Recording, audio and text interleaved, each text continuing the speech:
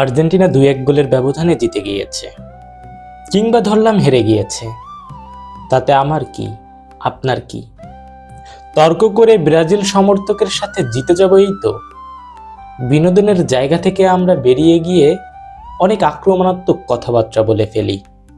মানুষ হিসেবে এটা আমাদের উচিত নয়। মানুষ হিসেবে আমাদের উচিত আমাদের কথাকে সংযম করা, আমাদের বিনোদনকে নিয়ন্ত্রণে রাখা। কখনো কখনো অনিয়ন্ত্রিত হয়ে আমরা আমাদের কাছের মানুষকে আঘাত করি, তাদের সাথে মনোমালিন্য তৈরি করি ছোট্টখাটো বিষয়ে। আর্জেন্টিনা হেরে যাক কিংবা জিতে যাক, তাতে আমার কি? নেইমারের বিদায়ে কত মানুষের অশ্রু ঝরেছে। ব্রাজিলের হারের কারণে শুনেছি কোন গ্রামে নাকি মানুষও মরেছে। এরকম কষ্টদায়ক অনেক গল্প এখন না, শুধু যুগ যুগ ধরে হয়ে আসছে।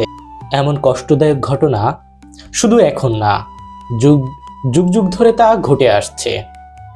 কে থামাবে? কে বুঝাবে মানুষকে?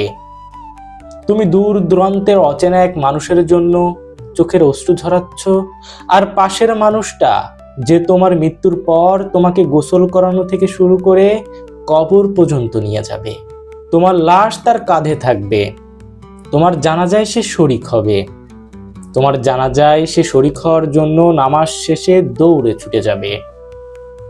সে মানুষটার খোঁজ কি রাখো তুমি? সে মানুষটার কখন মন খারাপ হলো, সেই মন খারাপে কি কখনো তুমি সঙ্গ দিয়েছো? তুমি কি খবর রাখো সে কখন অসুস্থ হলো? তুমি কি কখনো খবর রেখেছো সে 3 বেলা আহার করেছে কিনা? অথচ দিব্যি তুমি খবর রাখছো বিশ্ব তারকাদের, যাদেরকে হয়তো তুমি চেনো, তোমাকে চেনে না। তুমি আঘাতে পেলেও তাদের কিচ্ছু যায় আসে না, তুমি মরে গেলেও তাদের কিচ্ছু যায় আসে না। তোমার শূন্যতা শুধু তোমার পাশের মানুষগুলোই টের পাবে, তোমার শূন্যতার অভাব শুধু তোমার পাশের মানুষগুলোই উপলব্ধি করবে, তোমার ভালো কাজের জন্য শুধু তারাই দোয়া করবে। তাই ভালো যদি বাসতেই হয়, পাশের মানুষটাকে ভালোবাসি। পৃথিবীতে মানুষ অনেক স্বার্থপর, আমি, আপনি, আমরা সবাই খুব স্বার্থপর, কিন্তু এই জায়গাটা আমরা কেন এত উদার? এটা কি নিতান্তই আমাদের বোকামি নয়? এটা কি নিতান্তই আমাদের ছেলে খেলামি নয়? আমাদের যদি সঠিক সুন্দর জ্ঞান থাকতো, তাহলে কোনো অচেনা অজানা মানুষের জন্য নয়, অশ্রু ঝরাতাম আমাদের পাশের মানুষের মন খারাপে। আমরা তাদের বিপদে গিয়ে পাশে দাঁড়াতাম।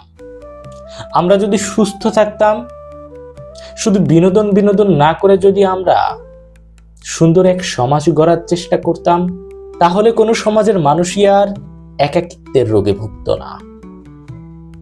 মহান আল্লাহ তাআলার কাছে প্রার্থনা, আমিও আমরা আমাদের সবাইকে সঠিক বুঝ দান করুন। আমরা যেন অতিরিক্ত বেখেয়ালি হয়ে না পড়ি, আমরা যেন অতিরিক্ত অনিয়ন্ত্রিত না হইয়া পড়ি।